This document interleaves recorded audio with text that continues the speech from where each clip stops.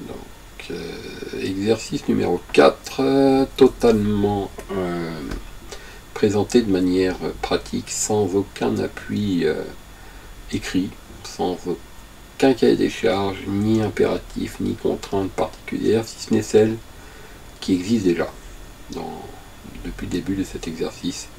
Donc sur les 3 étapes précédentes, il y avait une contrainte majeure qui était de ne pas modifier la config au niveau IP concernant les interfaces, les routes, les passerelles, les masques de ce routeur-là, qui est en fait le point névralgique de toutes les connexions de cette architecture.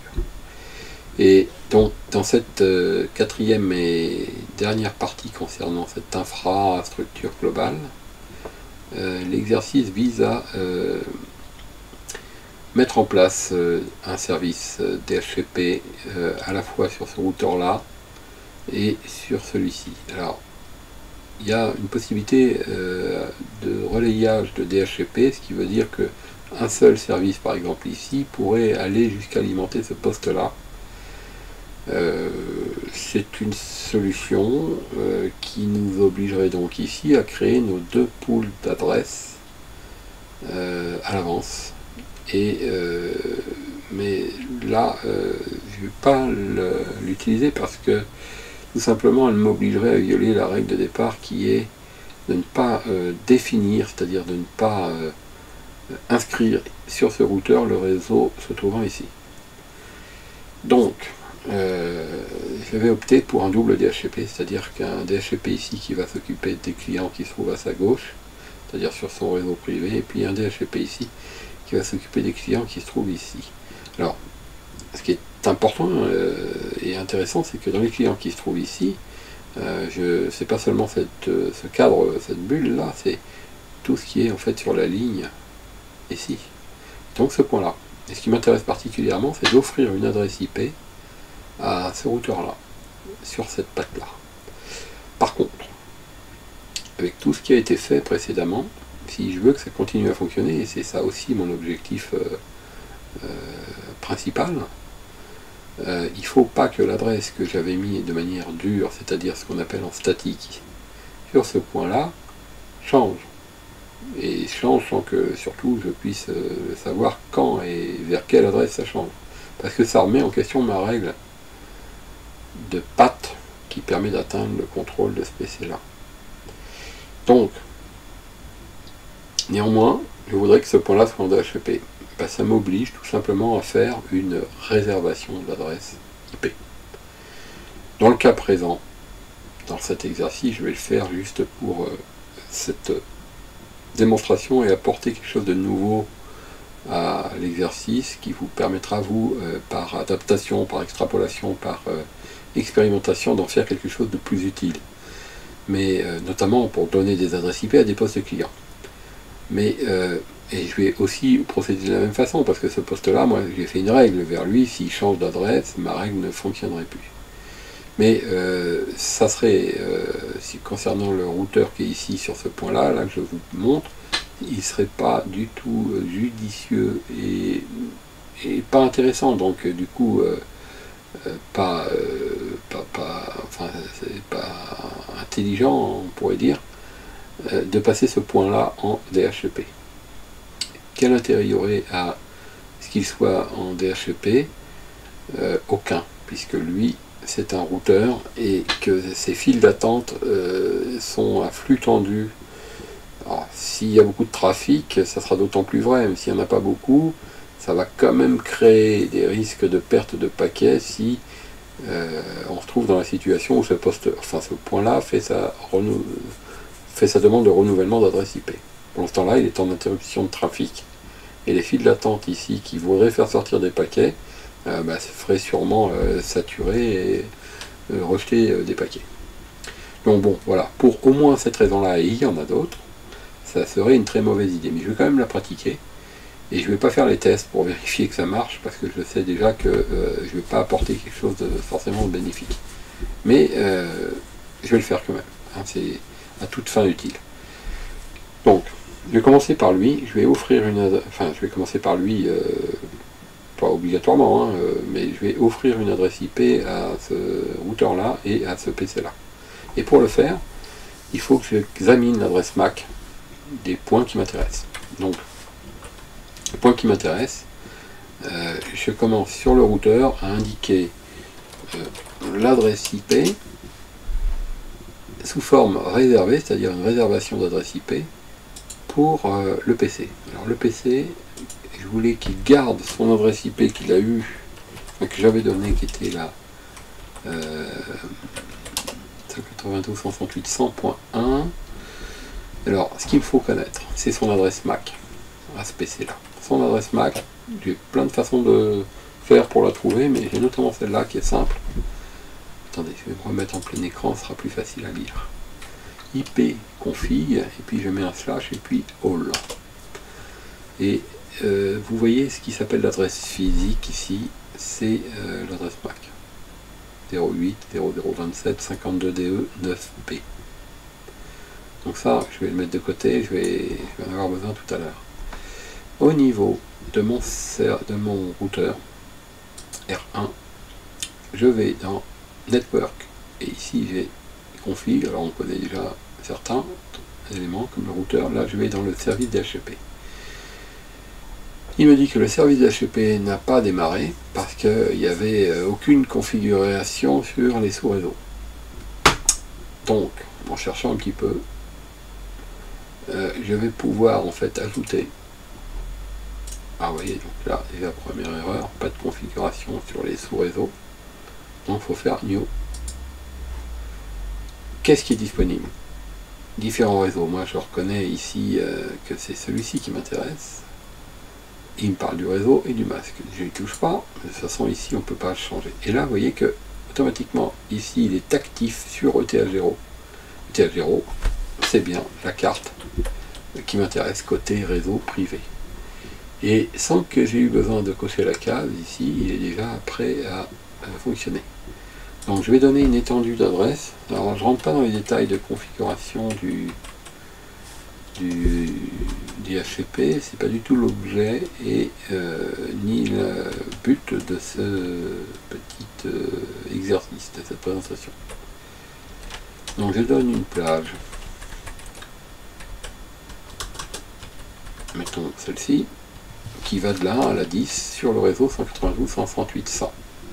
L'adresse 192.168.100.1 sera la première adresse qui sera distribuée et la .10 la dernière.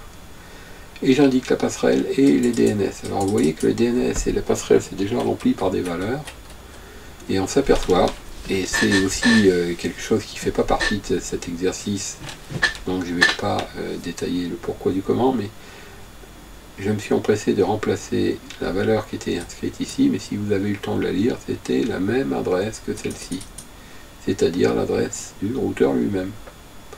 Or, moi, je veux aller vers un DNS de Google, dont nous avons sans doute déjà parlé ensemble. Voilà, donc il suffit de faire sauver.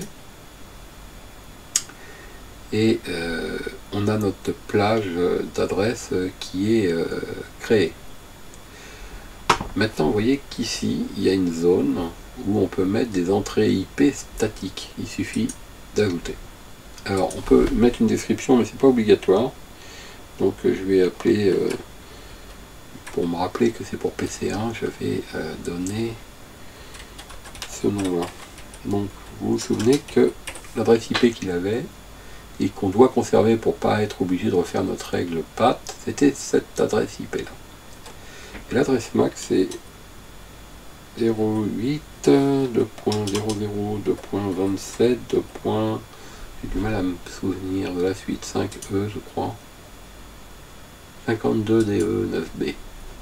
52DE 9B. Alors j'ai pas vu, mais 52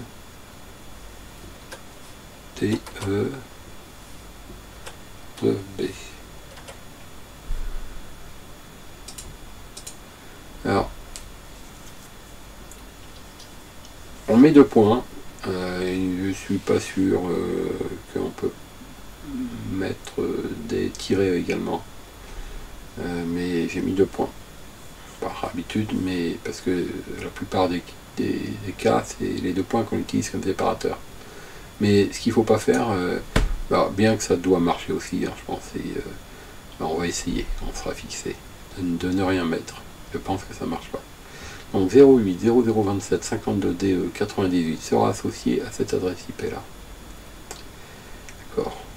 Maintenant ce qu'on veut, c'est que, je vais revenir sur le schéma, c'est que cette carte réseau là, qui a été fixée en statique en 192.168.100.253 et pour laquelle une règle PAT existe, eh bien, on va la passer en DHCP, c'est ce qu'on veut.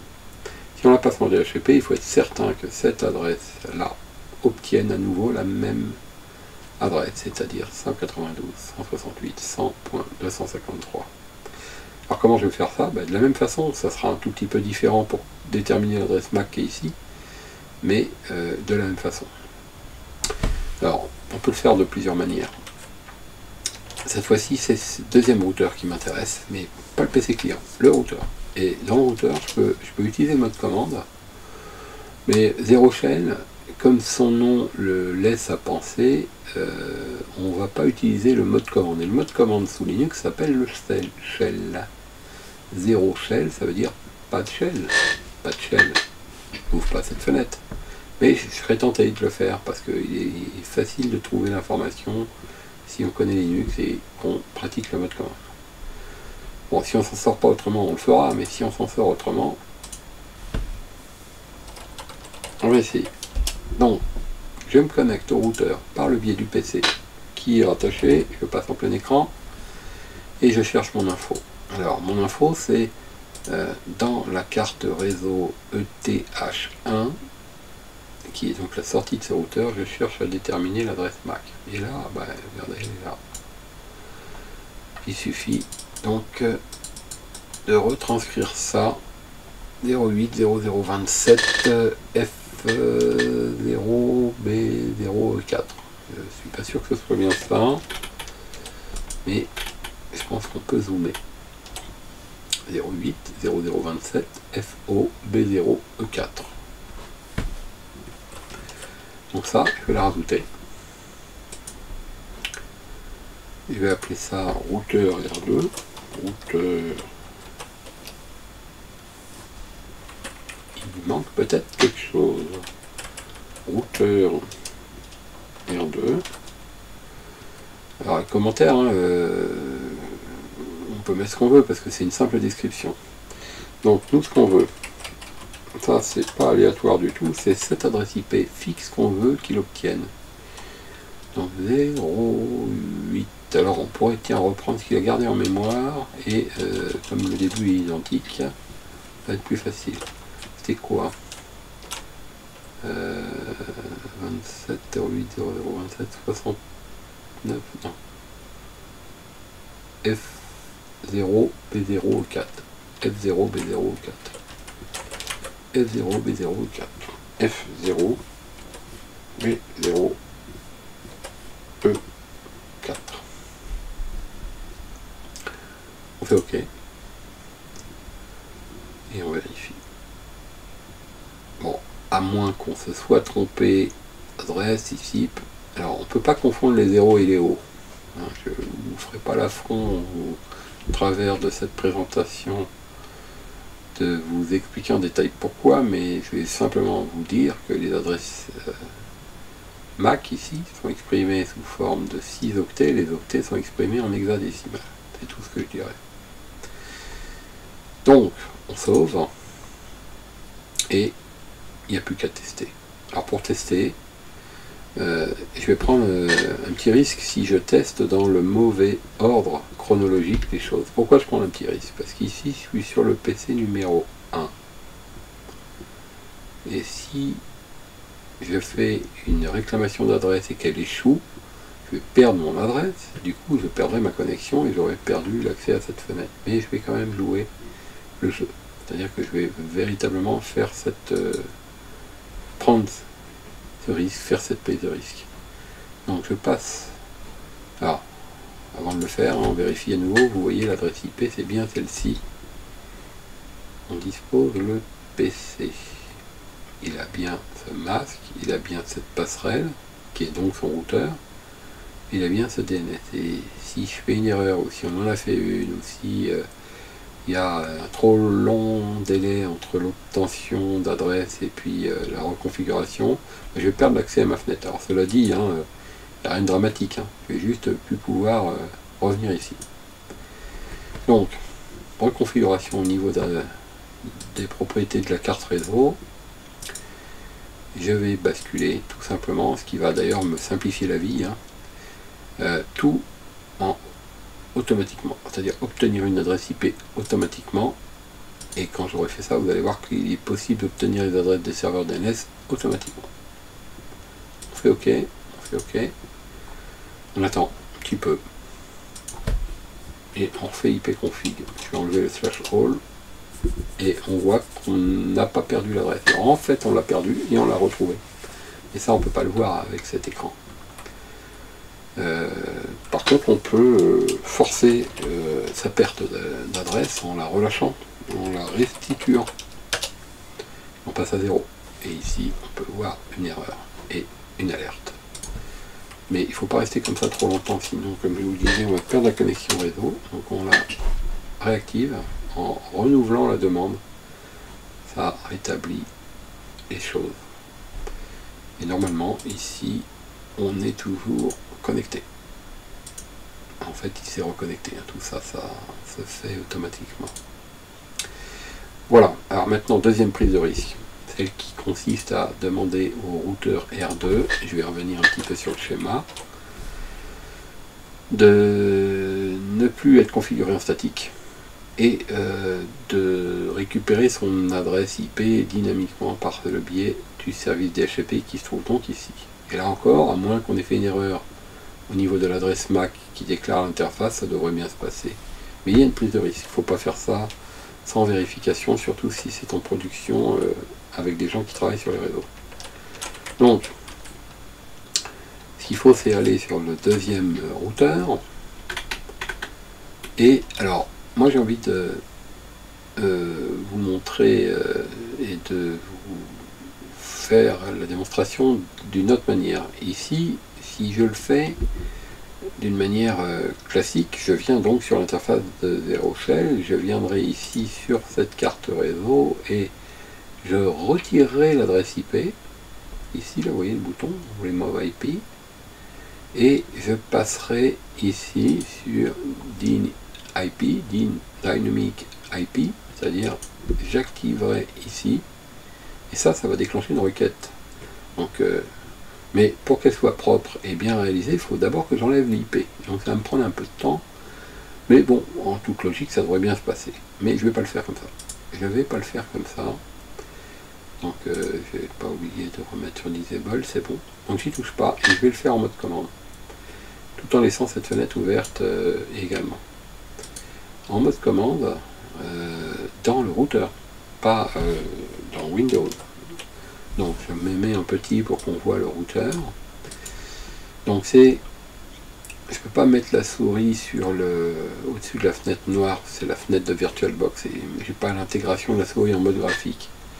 Mais vous voyez où je bouge la souris, je suis en phase de TH1, on voit que l'adresse est configurée, et on ne peut pas l'affirmer à 100%, mais vous allez voir par comparaison tout à l'heure, elle est en mode statique.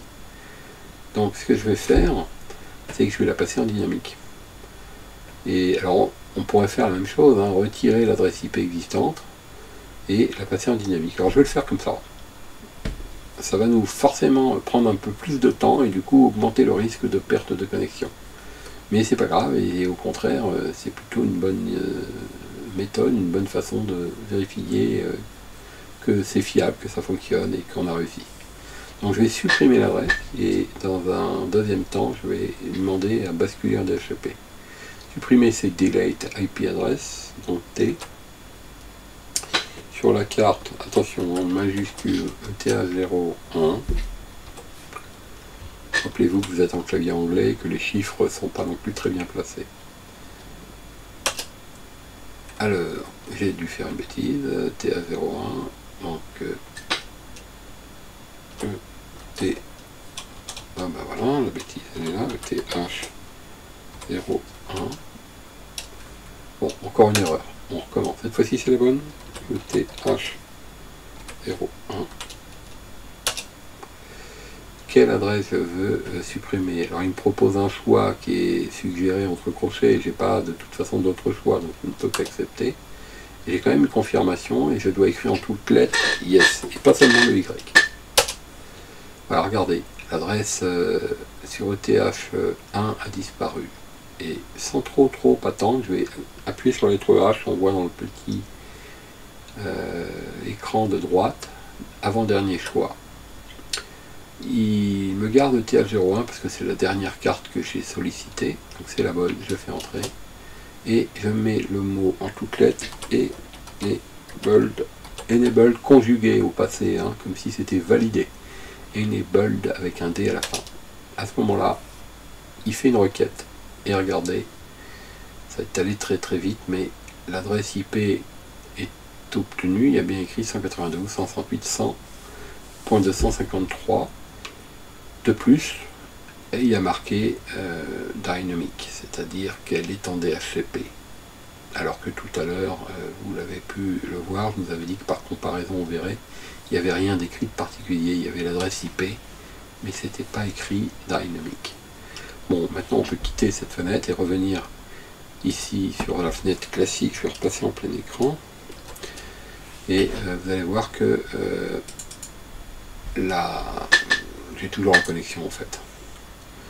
Bon, en fait, si on veut être tout à fait honnête, je l'ai perdue, elle s'est réactivée automatiquement. Parce que le délai n'était pas extrêmement long. Voilà, alors maintenant il faut quand même vérifier qu'on n'a rien cassé. On pourrait par exemple refaire quelque chose comme ça. Est-ce que depuis ce poste on a toujours accès à internet? Et si oui, c'est bien la preuve que rien n'est perdu. Voilà, donc cette brève présentation complémentaire de ce routeur et de cette configuration avait pour but de vous mettre juste les éléments nécessaires pour configurer un DHCP et surtout faire une réservation pour que ce point là ne bouge pas par rapport à l'adresse déjà connue et donc configurée dans la règle, notamment la règle path, et pareil pour lui. Donc c'est très intéressant d'utiliser la réservation d'adresse même sur des routeurs parce que ça nous permet de rester en dynamique, c'est-à-dire de conserver l'avantage de l'auto-configuration, qui est quand même énorme, hein, on gagne du temps, tout en étant sûr qu'on obtienne l'adresse IP qui correspond au point d'aboutissement et les fameux sockets là qui sont très importants que l'on aura configuré par ailleurs dans les règles. Voilà donc fin de cette présentation annexe concernant le DHCP et les réservations.